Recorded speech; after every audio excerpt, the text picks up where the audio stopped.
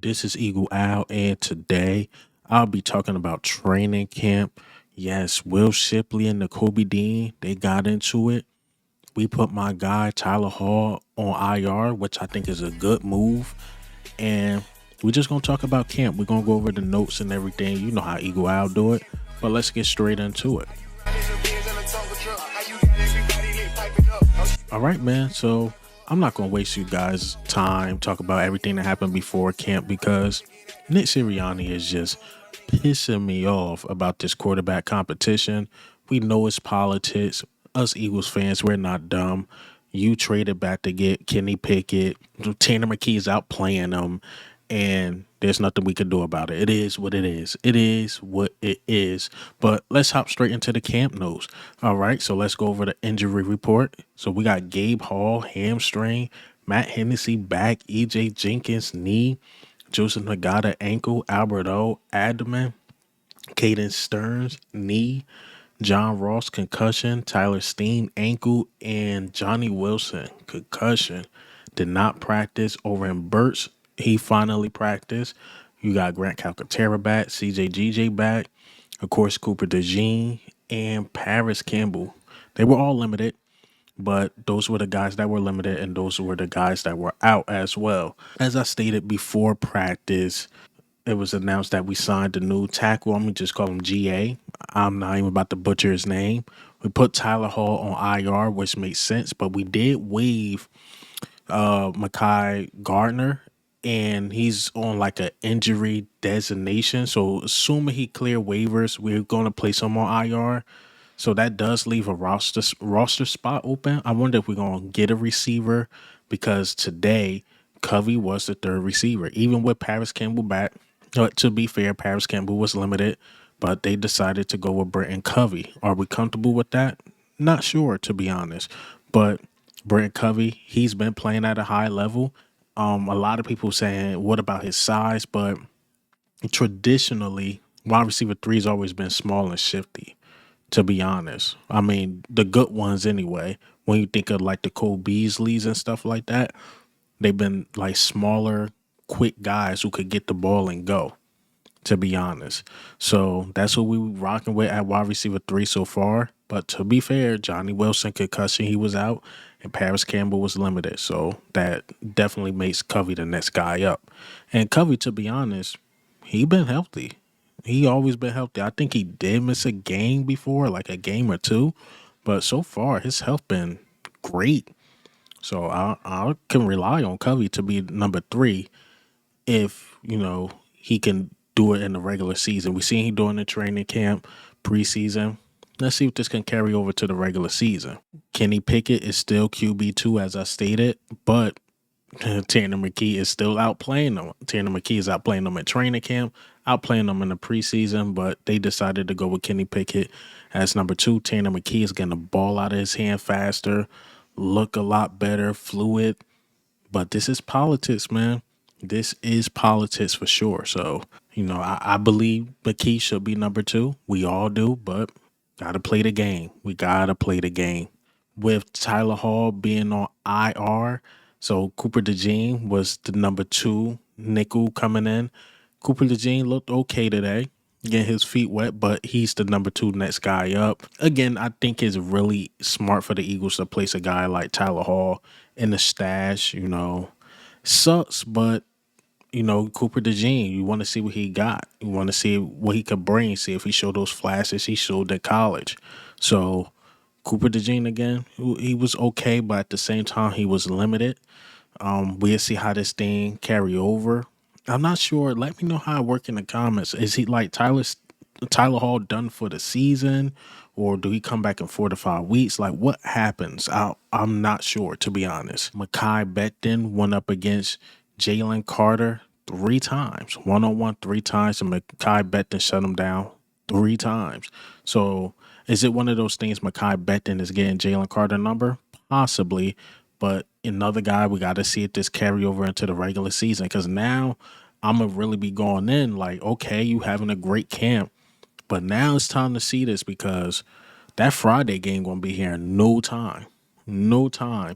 But it is a good feeling that Mekhi Becton is having a really, really good camp and to shut down Jalen Carter. Because remember, Jalen Carter at one point tossed Mekhi Becton, and since then, Mekhi Becton been doing his thing on Jalen Carter.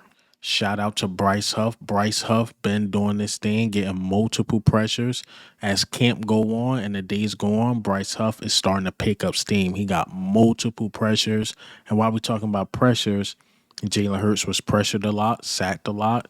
And this was probably one of his worst days. He still didn't throw a pick, but this was one of Jalen Hurts' worst days. I think he went like 18 for 29.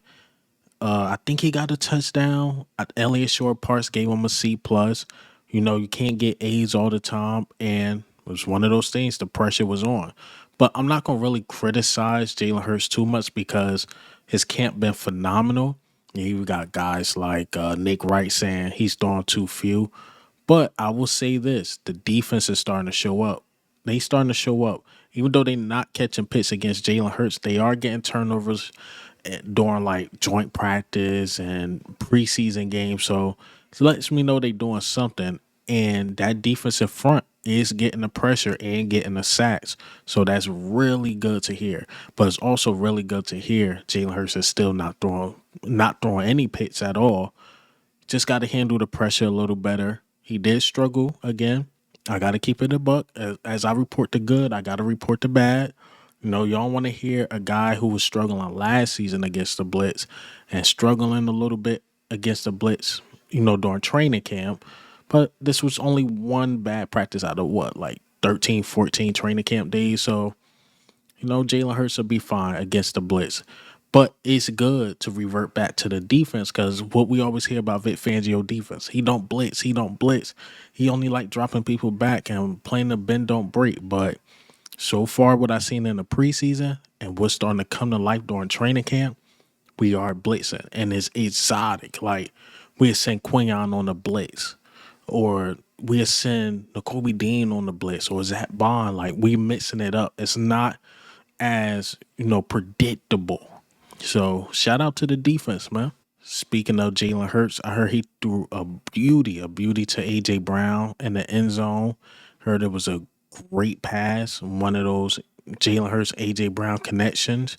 So that connection is still carrying over. Ringo and Blankenship look really good. Both got like nice PBUs. I believe Blankenship was against Dallas Goddard, and I believe Ringo was against Dallas Goddard too. This one popped up in the air. What could have been a pick, so it was a really good play by Ringo, almost forcing a pick for another teammate, but it didn't happen. So it's good to hear Ringo still doing this thing. Reed Blankenship, I haven't heard his name in a minute, but he's doing this thing. But when you don't hear a safety name too much, that's good. That's a good thing. Andre Sam got a sack on Kenny Pickett. Andre Sam, man, how long I've been mentioning him since he signed? I'm like, yo, that's one of those low key good signings. Low key, especially with us being thin at safety. Andre Sam, he's starting to make waves. He looked good the last preseason game. He looked good today, especially getting a sack. And then just back to Vic Fangio, mixing it up. Now he's sending the safety for a sack. So Vic Fangio was on one today. He was on one, especially with the blitzing. Not much interceptions. I don't even think any quarterback threw no interceptions, but there were a lot of blitzes and a lot of sacks.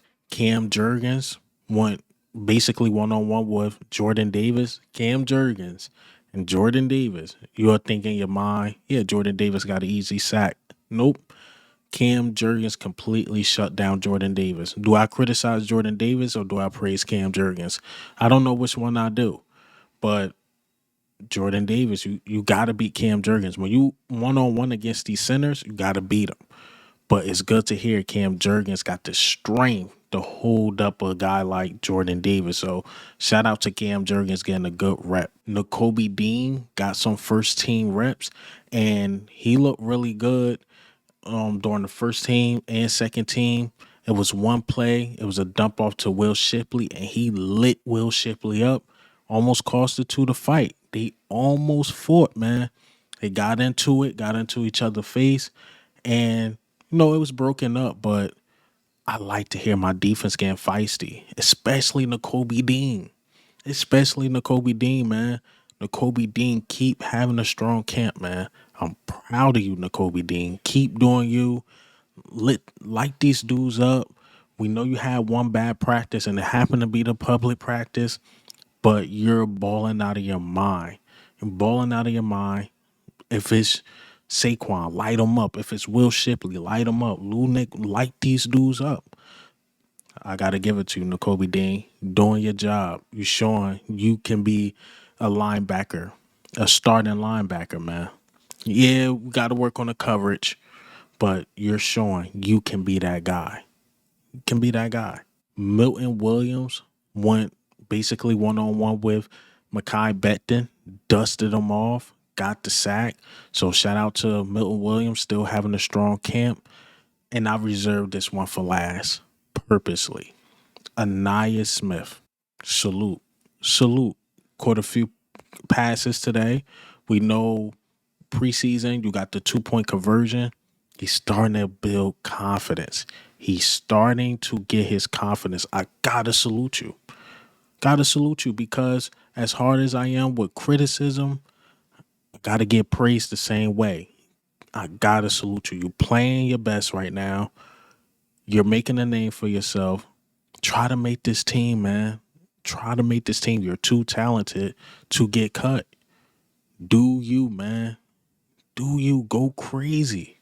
Go crazy on these dudes. You, when I seen the college tape, one of the most physical small dudes I ever seen. I'm saying like you could be the next Debo. But Ainias Smith, keep doing you. I'm not one of those dudes that keep harping and harping on the guy. If you playing good, I salute. If you playing bad, yeah, I got to give you that talk. But Ainias Smith, you're playing at a high level right now. You're getting your confidence back. Getting your confidence back. And I know a lot of people didn't like what CJ Gardner-Johnson did. Far as like he ain't do nothing all camp. Since those words came out of CJ Gardner-Johnson's mouth, he's been balling all camp. Balling all camp. So shout out to Ainias Smith, man. Shout out to him. But that's all I got for you guys today as far as camp notes. But hey, man, what do you think and how do you feel about the news? We hear like Nakobe Dean doing this thing, Ainias Smith building confidence. I love to hear it. I love to hear it. But this is Eagle Al, man. I'm out.